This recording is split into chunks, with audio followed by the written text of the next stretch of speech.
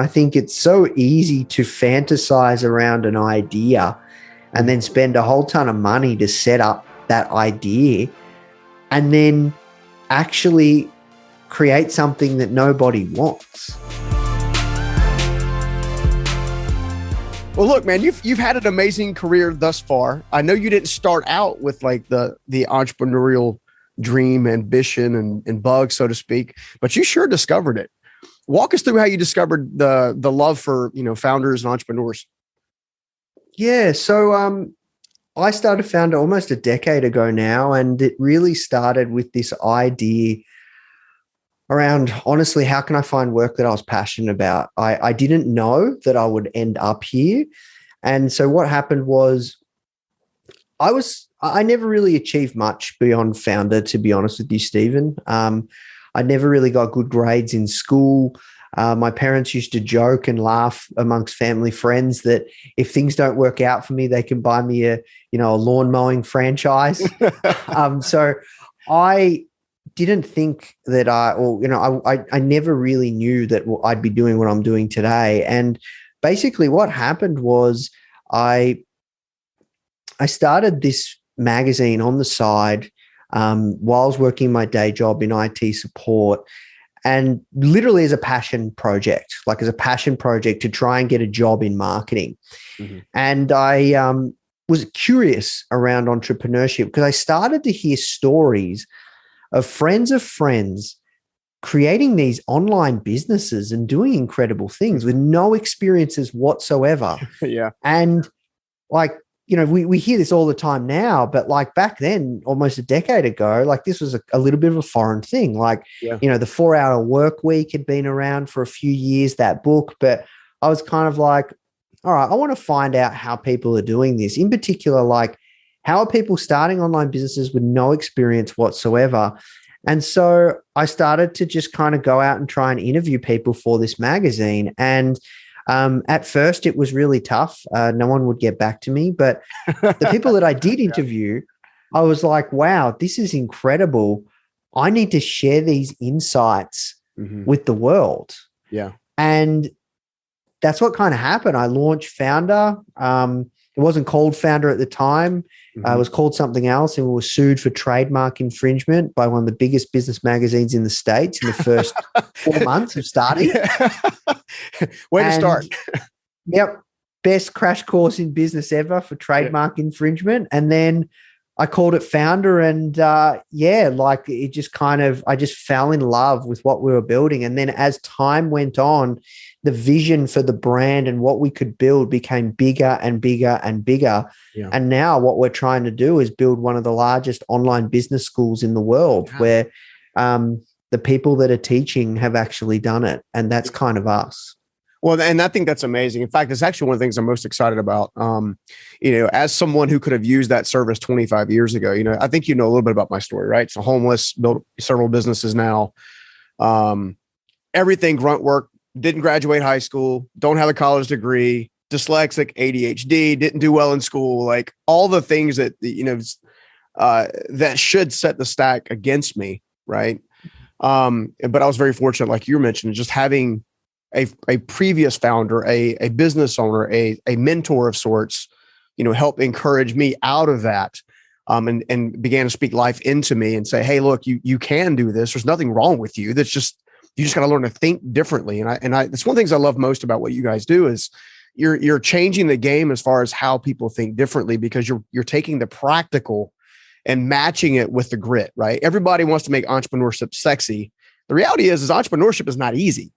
That's the reality, right? No. I want to touch on the name change just for a second, because I think it goes into this concept of reiteration, right? Having to reiterate your business on a regular basis. And all the founders that you've dealt with, including yourself, how important is reiteration to a business? Well, I think it's critical, because if you rest on your laurels, it ain't going to work out long term, unfortunately. Yeah. Right? Like, and that's just part of business, right? Like, things just don't work out, or, channels used to work, they don't work anymore. you're always going to get hits, right? Like it is tough. And that's why I think it's so important that the work that we do, both of us really matters, because people need help. Like it's tough out there. Like every single successful entrepreneur had help, right? Yeah. Like, that's one of our taglines on our site. The greatest entrepreneurs had help. A lot of it. Yeah. And I think that's critical. Like, I think, one thing one of my mentors taught me was any problem that you face right now in your business, there's somebody else out there in the world that solved it. And it's your job to go out and find that person and find out how they've solved it. And it's not so much the what or the how, but it's the who. Yeah. And when you talk about kind of even like innovation, you've got to keep innovating. If you want to build something like of true worth and significance, right, you cannot rest on your laurels. If you want to create a product or a service that helps a lot of people at scale, unfortunately, the more people you hire, the more revenue you generate, it gets more complicated. And then unfortunately, no matter how good you are, no matter how many times you've done it, things don't always work out how you think they're going to work out. And oftentimes those are your best blessings, right? Like you talk about the lawsuit, right? Foundr wasn't called Foundr. The name was called Key to Success.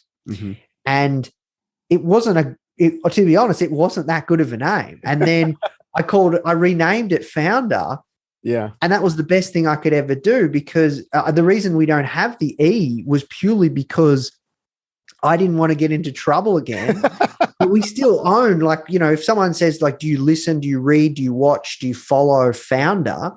People would know our brand. Like and the word founder is synonymous amongst entrepreneurship. So it was a real blessing, right, Stephen? Like that. And that's the thing. And I think, you have to be, willing to just be prepared that there are tough times. Yeah, absolutely. Well, I've been following the brand now for probably about 3 years and love the content. I've been in the Instagram stream for a long, long time. Several of our mutual friends are in there, obviously, and some of them have featured in the magazine, which has been fantastic to kind of watch them, have that moment, kind of where they're being recognized for all the hard work that they put in for a decade or more, which has been pretty incredible. I feel like I've come up with 7 or 8 things that I think impede most founders, entrepreneurs, at least the original idea. And I want to run them past you and get your feedback on each one of them. Just to get your insight and to kind of go from that straight. The first one we've actually kind of touched on a little bit, which is why you're doing what you're doing with your new online products and your schools and your learning lessons that you're creating, which is a lack of knowledge, right? From what I've seen, all the they're in the States, there's 670,000 businesses that start each year. Only 20% of them will be around after the first year, right? After that, by the time you get to the 5th year, what I think we're talking like 3%. Or something crazy. And I feel a lack of knowledge is at the core of that. What do you think? Yeah, 100%. I think part of the problem as well is I think people get so excited about their business idea that a lot of the time, unfortunately, people create things that other people don't want.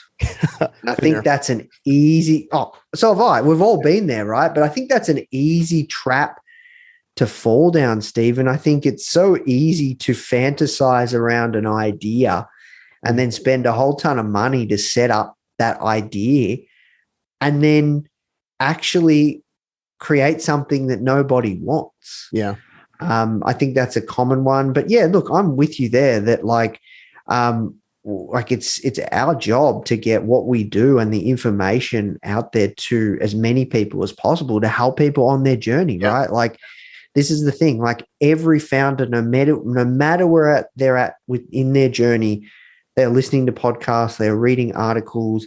Not all are doing, online courses, but they're doing some form of training. They're getting some form of mentorship eventually, right? Or coaching or consulting or something, right? And so for us, it's like, how can we help somebody on their journey along the way, every step of the way? And the amount of like lessons and things that we can share is just massive too. Yeah. Like if you think about like how much content we've produced and we're only getting started, right? Yeah. And that's not to overwhelm. Like that's not to overwhelm. Like with the work that we're doing with Foundr Plus, our all access membership, we're working on software eventually that will be able to be like AI that you can customize your learning journey, where we'll ask you a series of questions and we'll start to kind of work out like a customized roadmap for you around where you might want to focus on and where you might be kind of, hey, here's an area of development for you. And we'll give you a customized path. But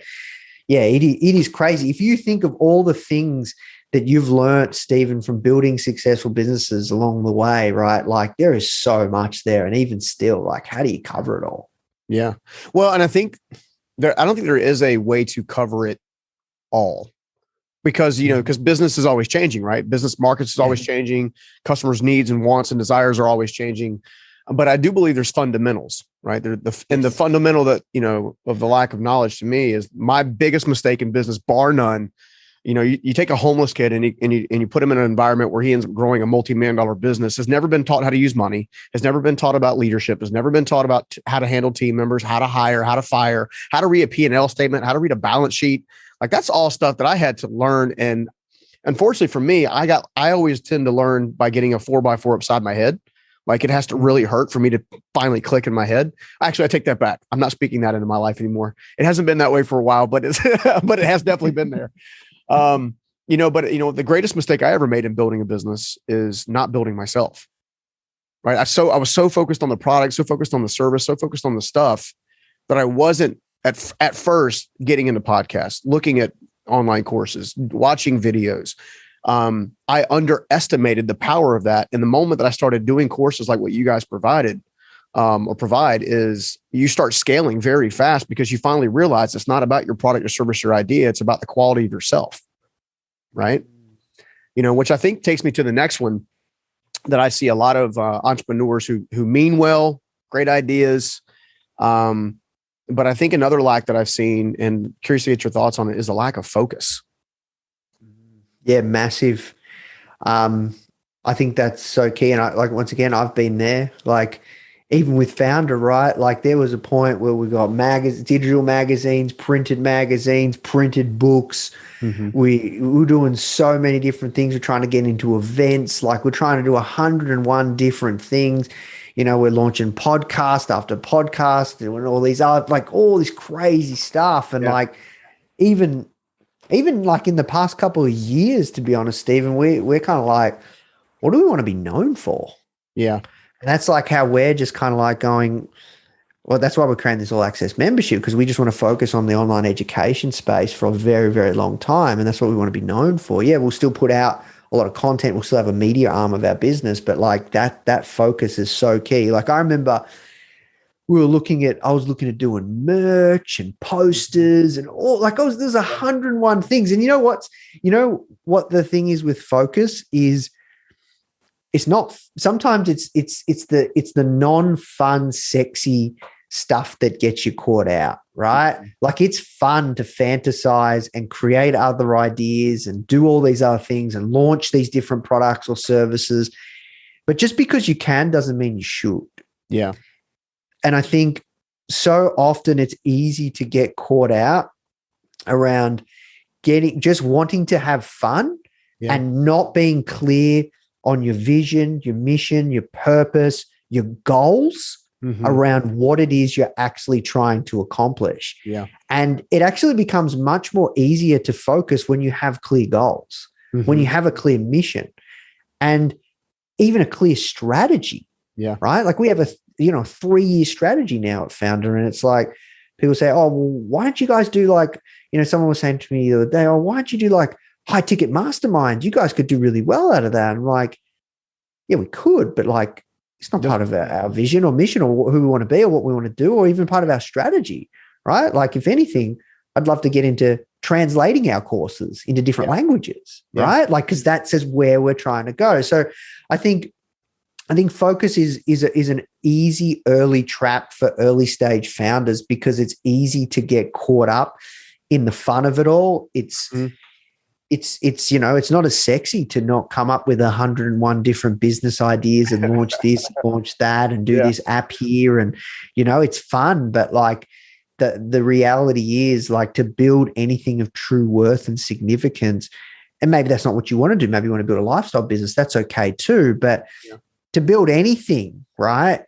it takes a certain level of consistency and focus and discipline. Yeah, I mean, it's borderline obsessive. Like I think about all the things that I've tried to bring into the marketplace of the world, right? The things that have worked and the things that didn't work. The things that didn't work so oftentimes were either diluted on focus, like the focus itself, like am I doing this? Am I doing this? Or am I doing this? Or it was a lack of commitment, right? Or a lack of, I think the next one that I wanted to bring up to you and mention to you is this lack of leadership, self-leadership specifically, right? I work with a lot of high profile folks, from entertaining to sports to entrepreneurship and beyond. And one of the things that I've seen consistently is when they're in a rut, it's because they're not leading themselves towards something else. How have you seen other founders, with all the folks that you guys have interviewed yourself, how have you guys seen self-leadership as part of the problem, or part of the problem and solution? Yeah, leadership's a really, really interesting one. To be honest, I found when you first start a business, you have the title of CEO, but you're not really the CEO. No. Like, you laugh now because I know you've been on You're that really journey, the janitor, right? The email marketer. Yeah. You are not really the CEO. And like, when you do hopefully kind of get to a position where you can actually elevate to a CEO, it takes a certain different level of leadership amongst others, not even beyond yourself. We talk about self-leadership. You've got to be able to motivate, rally, inspire, and actually like properly lead and hold people to account. Like, we talk about self-leadership. And we talk about focus. How can you hold yourself to account? Like, what kind of example are you setting once you build your business up and you have to hire people if you are not focused, if you are not living by your set of core values that you set for the team and the culture you want to build? Like, so yeah, self-leadership is so critical. Leadership in general is so critical, especially as time goes on, when you need to be able to influence outcomes through others. Right. And that's not easy. Like that, like no one teaches you that. And that's like, these are non-sexy topics. You talked about team building. You talked about hiring, firing, leadership. These are all things that we're going to and we have programs programs coming on these kinds of things. No one talks about this stuff, but it's the critical business building stuff. It's not sexy, right? I know TikTok ads are sexy. I get that, right? Yeah. I know, you it's get all the the music platform. and everything, Yeah, I know. Like, it's the hottest platform and everyone wants to understand. And we'll give you that too. And, NFTs for business, I know that's sexy as well, right? But like, the real needle mover stuff is how to hold people to account, is how to build a company culture where every single person in your business can recite your company core values like that. Yeah. Every single person in your business knows what your strategy is. Knows, like, so these are, I got a bit off tangent, but like, leadership is critical. And leadership of others. No, I think that's great. And I don't think it's off tangent at all. I think it's my goal today with today's show is I wanted to give aspiring entrepreneurs and early stage startups, more than anything else, a framework of reference, right? Because in today's time, love social media or hate social media.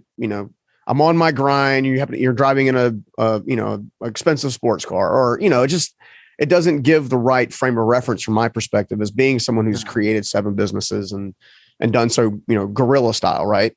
I want aspiring entrepreneurs in early stages to understand that the important stuff is not the sexy stuff. You still have to watch your cash flow, right? You can't take 10 grand out of the bank and then go party for a weekend to hang out with your friends to like you're the top dog and whatever, and not pay a consequence for it, right?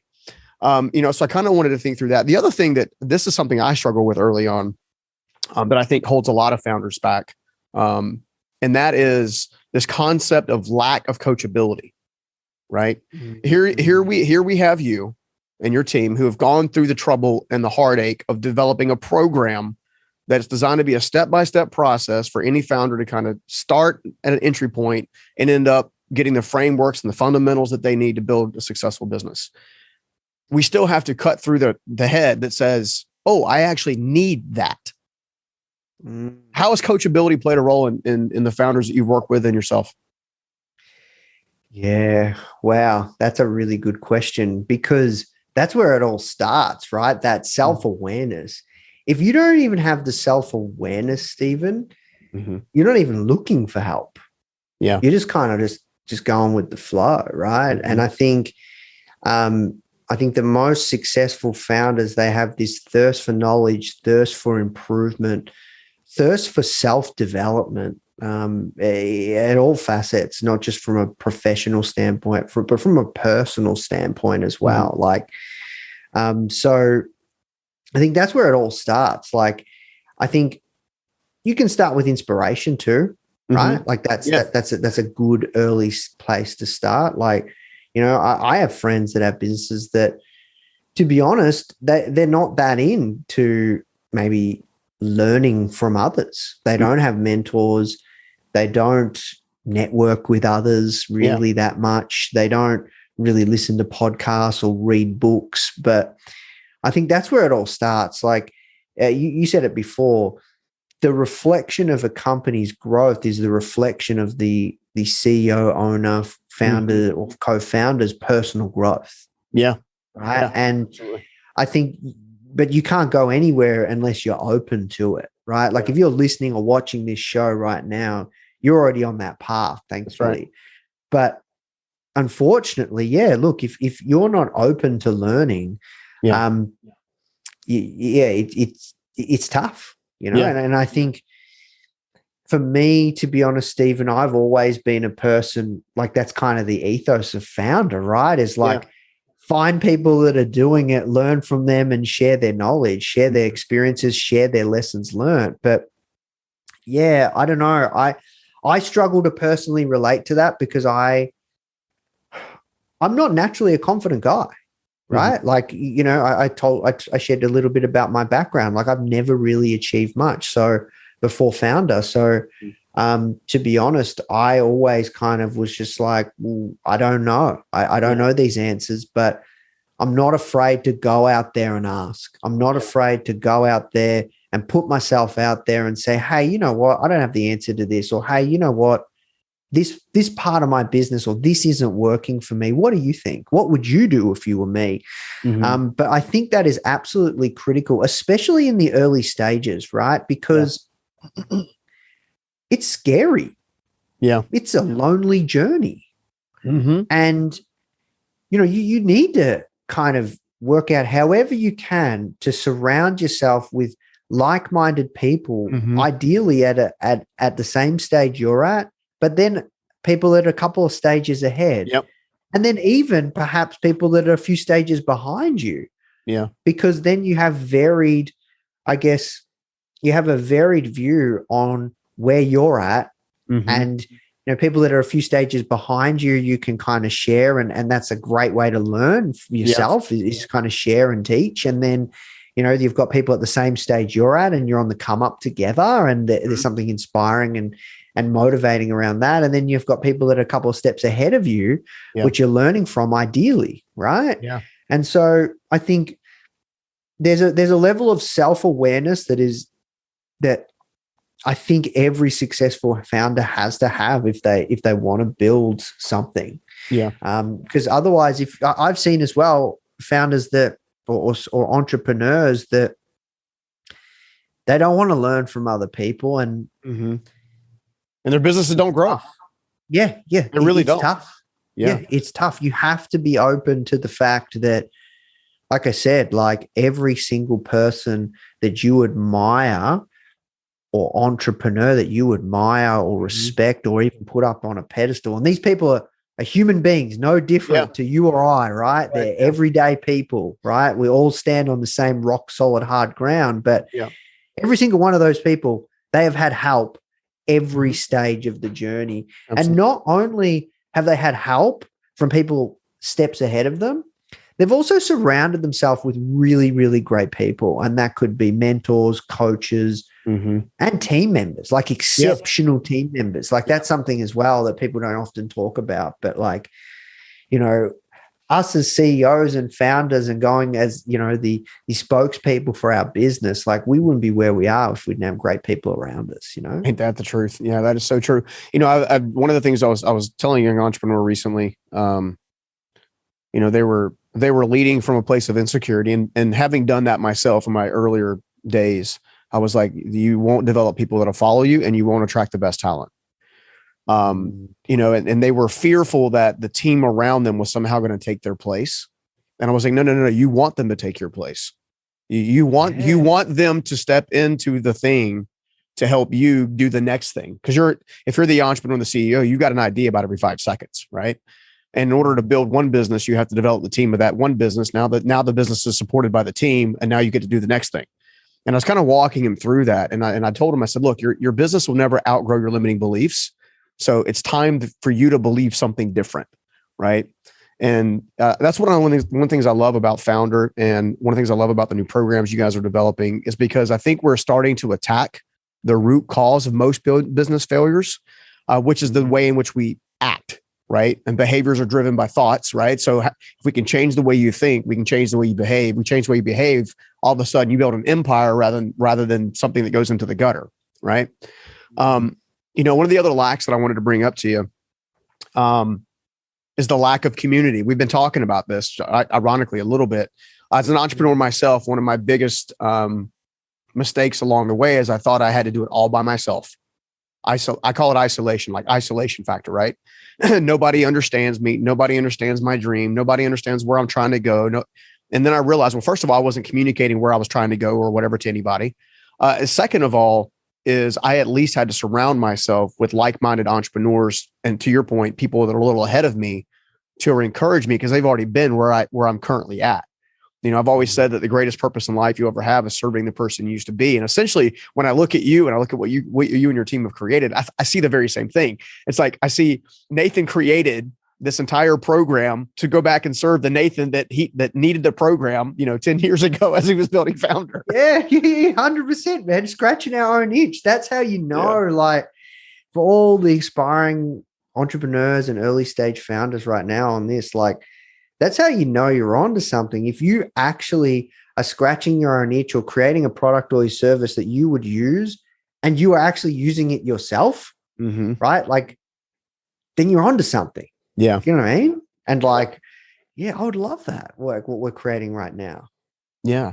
No, I love it. So I'm curious. I'm gonna dive into the 3-year vision just for fun, right? So I know about the wonderful curriculums and the content you guys are putting together for everybody. Is there an element where you guys plan on merging the content learning also with communities of like-minded entrepreneurs, maybe in like spaces?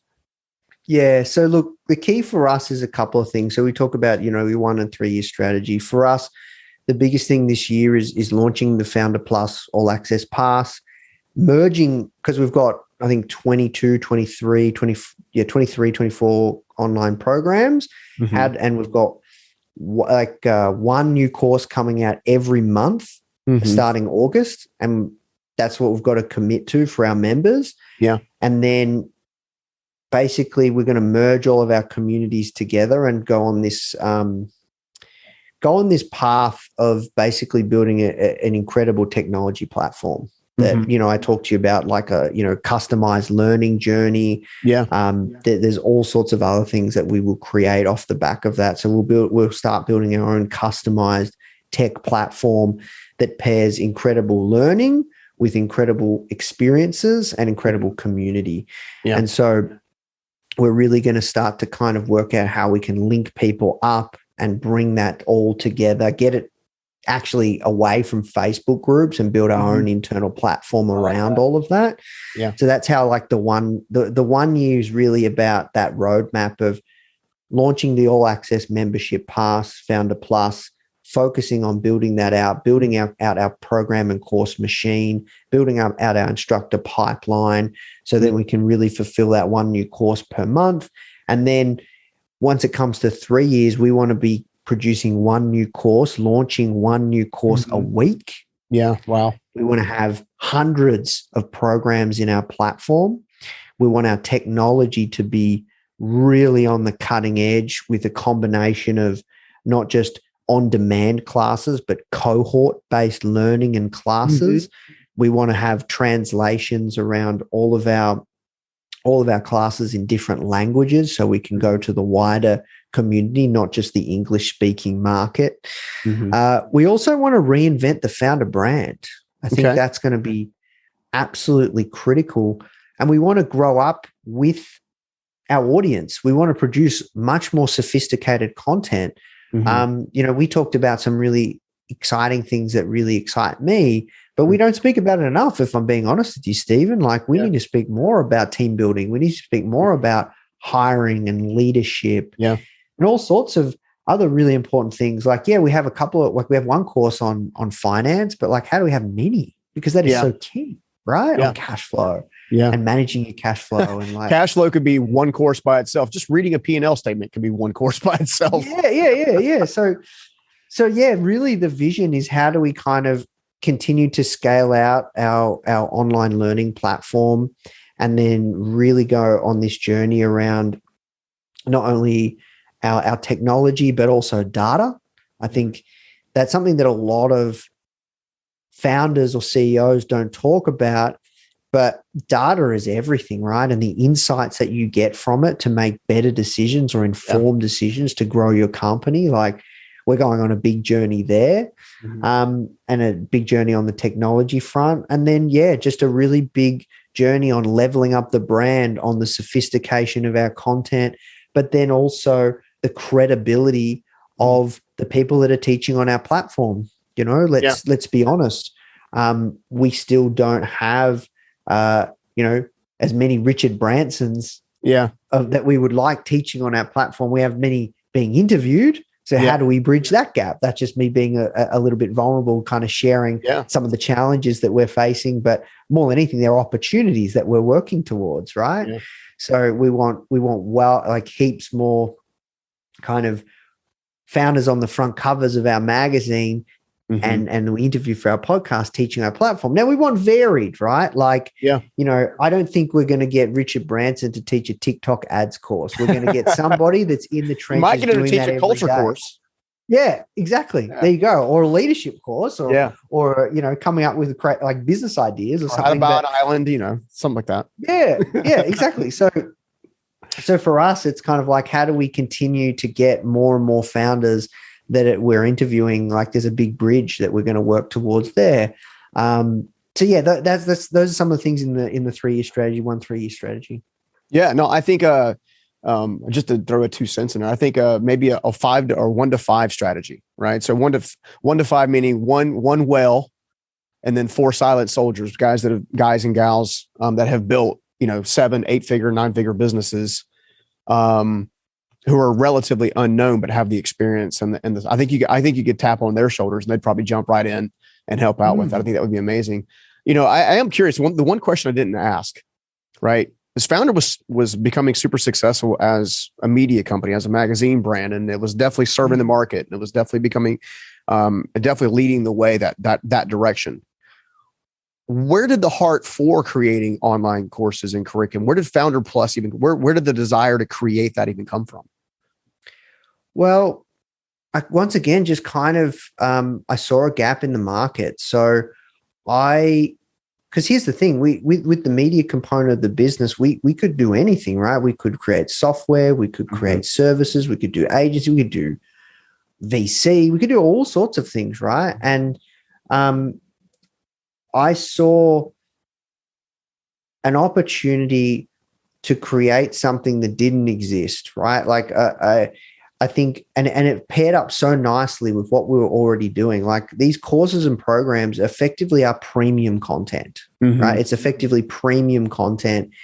And, there's no well-known go-to place. Like, there's Masterclass, there's Udemy, there's Coursera, there's Skillshare, but none of them are focused on just entrepreneurship. Yeah. And yeah, I just saw this opportunity where it doesn't exist, right? Like, where do you go? Like, yeah, there's a digital marketer just for marketing, right? Or online marketing, but there's platforms for upskilling, like, upskilling in the tech space or coding, but like, yeah, it just didn't exist. And what we started to find when I created the first couple of courses is people were loving it. Right. And the unique view around how we create our courses with bite-sized learning. It's no more than 10 minutes per lesson. It's drip fed, like all these different things. And, we were doing cohort before it was cool. Right. Now, cohort before it was cool. Like, yeah, but like the thing is, we don't do it now. All of our stuff is on demand, but we'll start to move into that again. But like, Stephen, I just saw that there wasn't this go-to place where you could go deeper. You could get the frameworks of how these people are doing X, Y, and Z. And I just was like, what if we could get the people that we're interviewing to start giving back at a much deeper level? Yeah. That's what it was. I was like, well, how can we get people to give back at a much deeper level and package up their experiences and lessons learned and kind of hold people by the hand? And it just kind of developed over time. And like, to be honest, I didn't know that we would start looking into a subscription product, right? But as time went on, it was like, I've been working on this for a long time now, like well over 12 months. We've been testing it. We've been perfecting it, working on these things to give access to all of them, because that's just where it's got to go. Like it's our best product. It'll be our best product, and we're just going to focus on one product. So not only is it better for our community, it's a better service offering. It helps us build a better business. Yeah. So yeah, that's kind of how we landed on the courses piece, is like, I just saw that something out there like this should exist. And that's kind of the focus. Yeah. So a better business that helps build better businesses. I love it. One of the things that's, one of the highest compliments I've gotten in business was from one of my former CFOs. They started with one of my flagship businesses. And, when you go to teach your team, it's a little different than when I'm on camera or speaking and doing a keynote or something like that. It's a different vibe, right? It's more real, it's more authentic, right? You're holding each other accountable, that kind of thing. But one of the things that he mentioned to me is he had just completed, while he was with us, he had just completed an MBA course. And he walks in one afternoon, he goes, I could have saved $50,000. I'm like, what do you mean? He goes, yeah, I could have saved $50,000. Everything that I learned there, you've been teaching us for 6 months. Right. And I was like, dude, that's awesome. But it dawned on me that we will spend tens of thousands of dollars in, and this is no dig at any kind of school, but college courses and stuff like that, with people largely who haven't built highly successful businesses, right? It's all theory, right? Yeah. So if theory can't meet application, there's no testing. And if you can't test, you can't invest. If you can't invest, you can't scale. And if you can't scale, you can't sell, right? It's all of that, like, all tied together. And, I think one of the things that I would encourage every entrepreneur, every aspiring entrepreneur, whether you have an idea, maybe you're like Nathan back in the day and you're just like, I don't know what I'm good at. I just know I want to be good at something, right? And you're doing that passion search. I encourage you to go ahead and check out Foundr Plus. And one of the reasons I do that is because you can spend tens of thousands of dollars going to college and doing that stuff, and you still can. I choose to learn my information from people who have been there, done that, got the t-shirt, and are willing to help me paint my own t-shirt. Right. That's how I do it personally. Everybody that I've learned from have built 7 plus 8, 9-figure businesses. They've poured into me because that's what you'll find as you're a more and more successful entrepreneur, just as you're finding, Nathan, that the more successful you become in an entrepreneurial venture, the more you just want to give.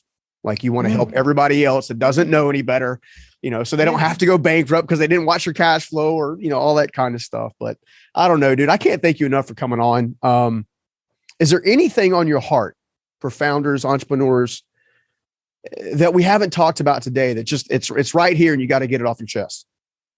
Yeah, thank you so much, Stephen.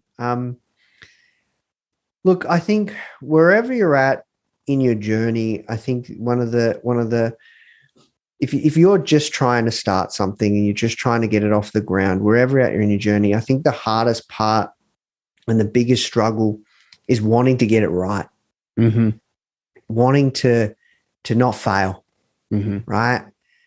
And I just can't stress enough, if you're listening, watching this right now, it's going to be okay. Yeah. Like, honestly, at the end of the day, no one's going to remember, right? People will only remember what you've done when it worked. Yeah. But nobody remembers. And I've talked about this. Like, I created a website before Foundr, bestsmellingcologne.net. And I was trying to do affiliate marketing because I wanted to just understand, like, you know, I wanted to mesh my passions with IT and technology and marketing and online marketing. I just was hungry and I wanted to do something. And luckily I found Foundr, but like, you know, I didn't know what I was doing. So just be okay and be comfortable that it might not work. And like, you know, for me, when I started Foundr, I didn't know it would work. I didn't have this grand vision that I had now. And I said to myself, I'm going to give this a good hard crack for 12 months. And I'm going to spend 30 minutes a day, every single day. Yeah. You know, you brush your teeth morning and night. I was doing 30 minutes every single day. I found 30 minutes for 12 months straight. And just make that commitment to yourself. Don't worry about making it successful or, you know, what other people will think. And just see what happens. And I promise you, whether it works or it doesn't work, it doesn't really matter, because you'll be far better off than you were 12 months ago. Amen to that. Well, you know, it's to piggyback off that just a little bit, it's I've discovered that the thing always leads you to the thing, right? So you have lots of things that you try, lots of iterations we talked about very early on in the show. It's like, you just have to get out there and do it. Like, apply yourself and good things will happen. You know, that's kind of my belief as it relates to it. Dude, I can't thank you enough for spending some time with me today. I know it's super late there in Melbourne, Australia, super early here in Raleigh, North Carolina, but dude, I've had a sincere blast. I consider you a new friend in the business and happy to help you be successful any way we can.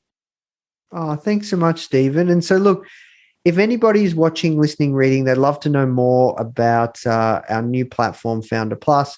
You can get a free magazine subscription, free digital magazine subscription to all of our magazines, and sign up to the wait list. You can go to foundr.com/membership. That's on us. Awesome. And we'll also put that in the show notes on both the audio and the visual version.